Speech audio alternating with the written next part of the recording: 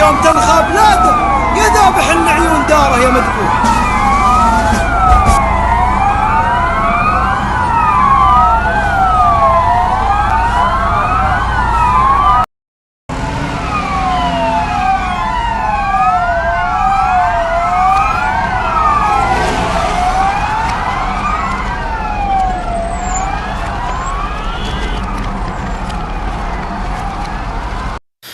السلام علیکم ورحمۃ اللہ وبرکاتہ۔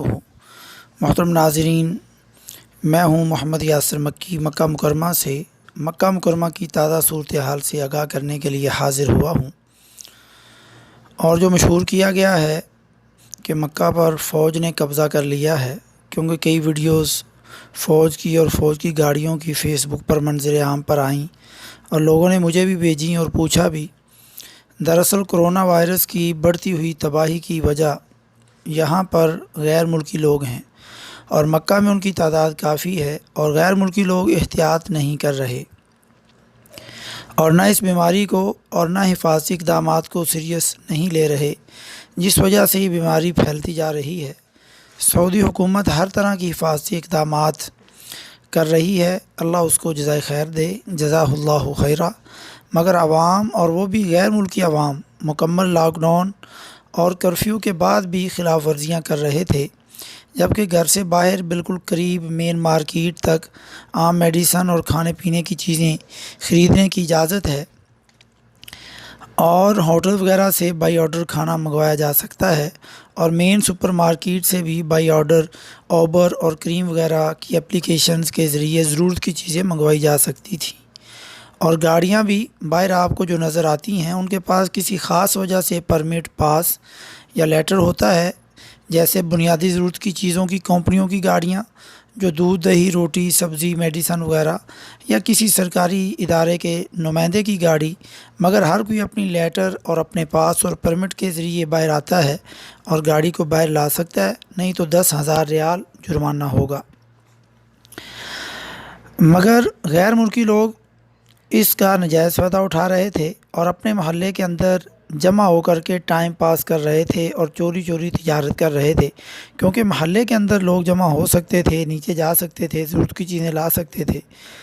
مگر انہوں نے اس کی کافی خلاف ورزی کی، جس کی وجہ سے ان خاص علاقوں کے لیے جہاں غیر ملکی آباد ہیں ان کے لیے اسپیشل فوجی دستوں کو مکہ منگوایا گیا، جن میں مکہ کا ایک علاقہ مسفلہ اور نکاسہ، اور جس کو اجیاد مصافی جو حرم کے قریب کا علاقہ ہے، جن میں اکثر برما کے لوگ اور بنگالی لوگ وہاں پہ رہائش پذیر ہیں، اور ہوش بوکو یہ اشارے سے 3 پر ایک علاقہ ہے جہاں پر افریقی باشندے زیادہ آباد ہیں، اور سننے میں آتا ہے کہ ان علاقوں میں زیادہ یہ وائرس پایا جاتا ہے۔ اور حیرت کی بات یہ ہے کہ 80% کرونا کے جو مریض ہیں سعودی عرب میں اور مکہ میں وہ غیر ملکی ہیں، اور تشویش بھی ہو رہی ہے کہ ایسا کیوں ہے۔